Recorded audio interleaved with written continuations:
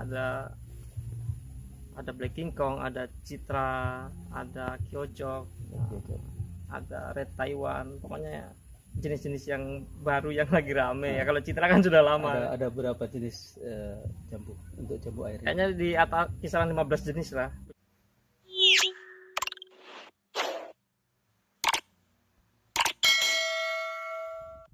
Punya saya.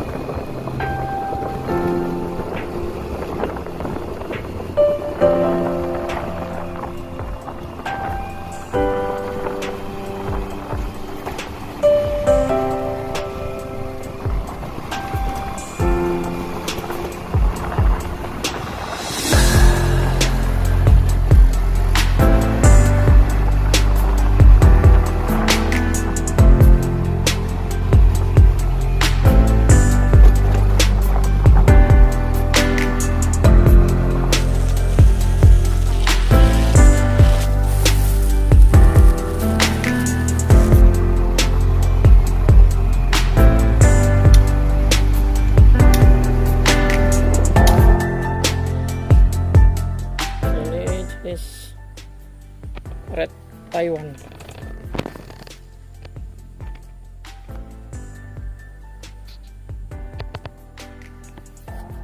Daunnya bulat, besar-besar ya, bulat.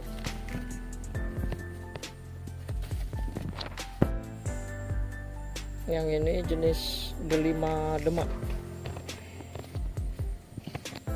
Ini sedang merentil juga. Untuk daunnya seperti ini ya.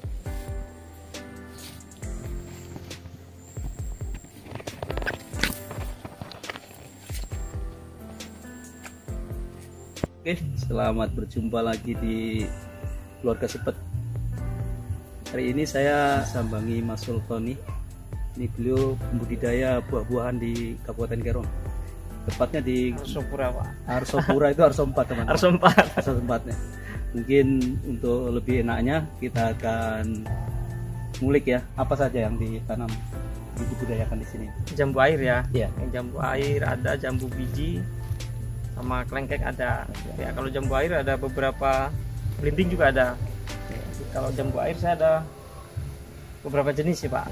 Jadi ada Black King Kong, ada Citra, ada Kyojok, ada Red Taiwan, pokoknya jenis-jenis yang baru yang lagi rame. Ya kalau Citra kan sudah lama. Ada berapa jenis jambu untuk jambu air? Kayaknya di atas kisaran 15 jenis lah punya saya. Cuma belum semuanya berbuah kan. Jadi yang sudah, karena kita beli bibit juga bukan di Jayapura, ya beli di Jawa kecil, jadi kita harus buktikan dulu nih buahnya valid nggak kan gitu ya, jenisnya valid nggak.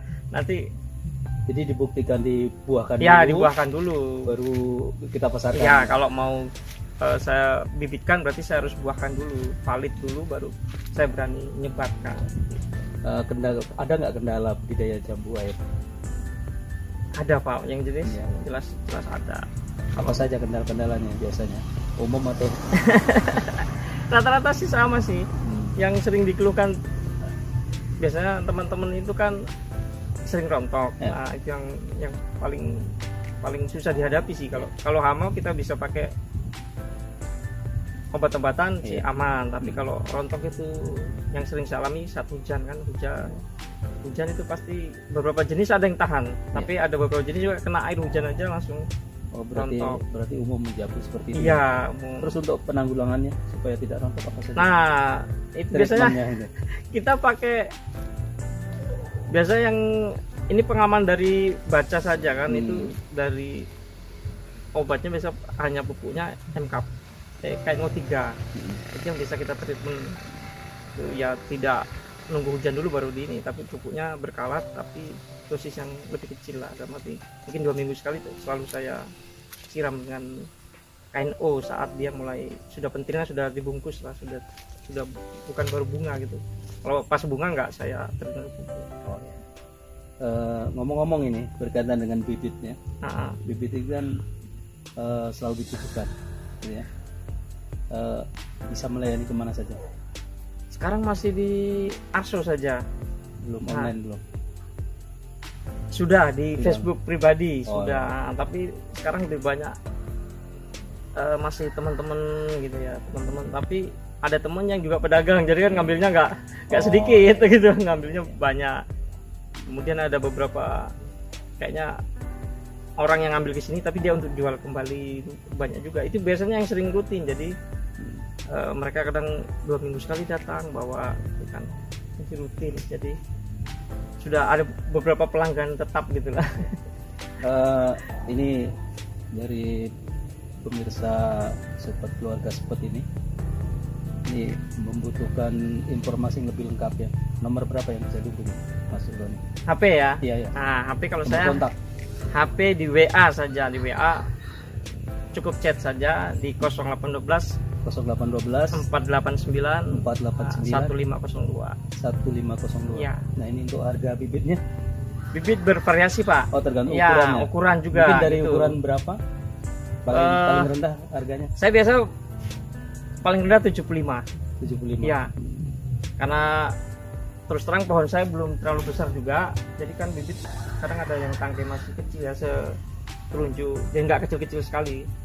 Itu kan harganya paling rendah. Tapi kalau ada yang sudah besar bisa 150 sampai dengan 200 juga yang batang besar. Sesuai ukuran. Menyediakan untuk bulan pot nggak? Nah, sebenarnya kepingin nyediain, tapi belum sempat. Terus terang juga ada yang pesan juga. Tak belum pot, pengennya yang sudah mulai kembang kan gitu, pengen. Tapi waktu saya terbatas, jadi saat waktu luang baru bisa nggarap yang di rumah gitu, yang di Kalau kebun. tabu lampot sekitar 1,5 juta ya. Iya, itu sudah pasti. Dengan media berapa? Tender bag-nya berapa? Minimal 75, Pak. Minimal 75. 75 liter. 75 liter itu minimal. Sudah ada beberapa sih yang nyari, yang maunya sudah di planter bag, kemudian sudah kembang gitu, maunya yang sudah jadi. Berkaitan dengan buah-buahannya, kebanyakan kan hama klasiknya itu kan alat buah itu. Alat buah. Cara menanggulangi apa saja yang di treatment? Sementara saya paling ampuh ya dibungkus. Oh, Iya, dibungkus. buahnya dibungkus. Dibungkus yang plastik gitu. Iya, selain dengan tetap penyemprotan dengan pestisida tetap, tapi yang paling aman dibungkus. Saya juga ada pakai obat itu lalat ya, yang tapi hanya taruh di wadah, nanti lalatnya datang. Ada juga itu saya juga kalau pas musim buah banyak saya perangkap pakai. itu ya. Ya, tapi dia tidak pakai lalat. hanya di piring aja, nanti kelihatan dia datang sendiri.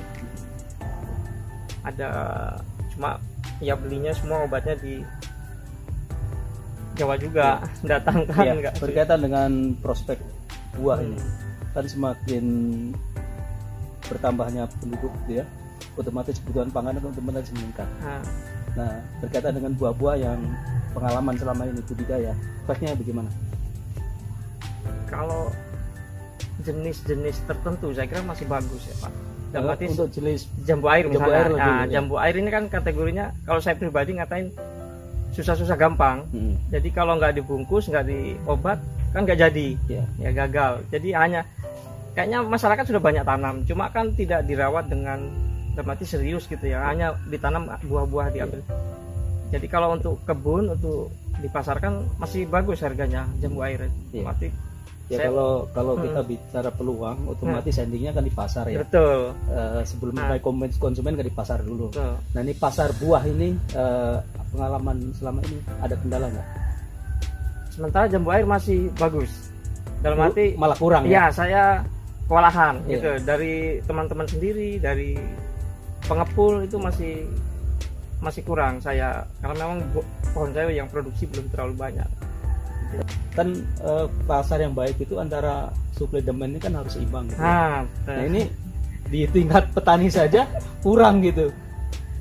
Ini mungkin teman-teman ya, ini salah satu peluang usaha ya. Ini bisa dilirik juga ini, yang mungkin sekedar hiburan atau memanfaatkan lahan ya walaupun sedikit, bisa dicoba ya. Betul. Nanti bisa beli bibit dari Mas Sultoni seperti nomor tadi itu.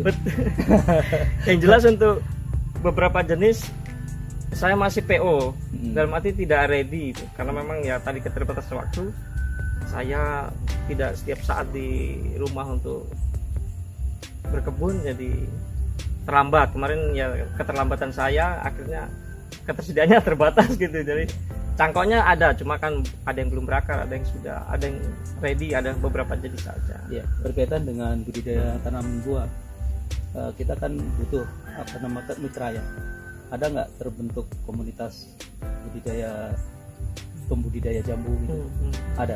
Sementara saya belum sampai ke sana, Oh. belum. Hanya ya beberapa teman lah, beberapa teman yang sudah mulai sama-sama nanam, sama-sama komunikasi. Ini biasanya konsultasinya hanya kepada teman yang Ada nggak kepikiran ke sana? Kan begini, kalau kita bicara budidaya, mau tidak mau kita akan terkait dengan pasar.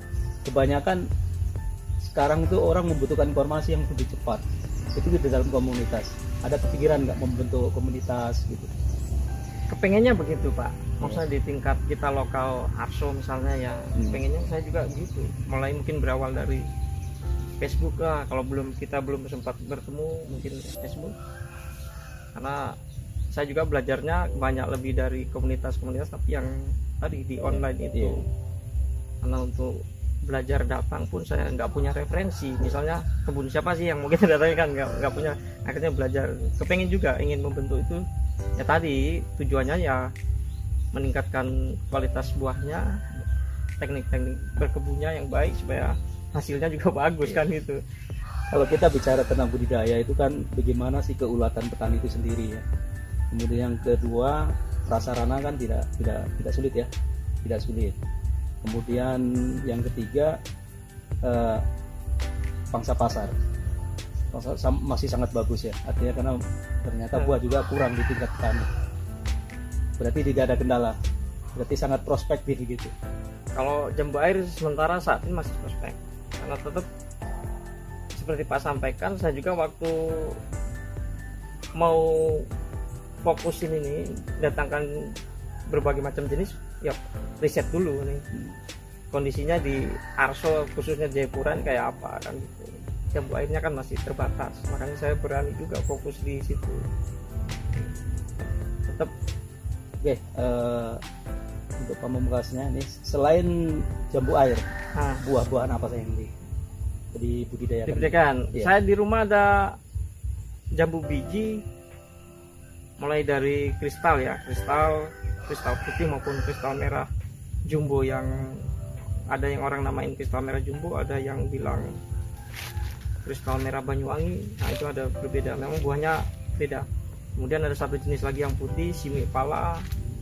Kemudian ada yang merah Cegua, saya punya koleksinya. Kemudian yang merah yang lagi rame, yang hit sekarang itu jenis yang red diamond, Pak. Itu bulat merah tapi crispy, tidak lembek. Jadi tidak kalau matang tidak berbiji ya? bijinya sedikit sekali, mungkin ada sekitar 5, 6, dan dia tidak lembek saat matang, jadi crispy. Saya ada jambu biji, kemudian ada kelengkeng, juga ada belimbing. Nah kalau yang sudah langganan pengepul ya belimbing, jambu kristal itu sudah langganan pengepul, walaupun tetap melayani pesanan yang kadang orang datang ke rumah nyari yang dadakan 10 kilo 5 kilo tetap dilayani. Oke, terima kasih. Sampai sini dulu, kita akan berjumpa di mendatang. Bye bye.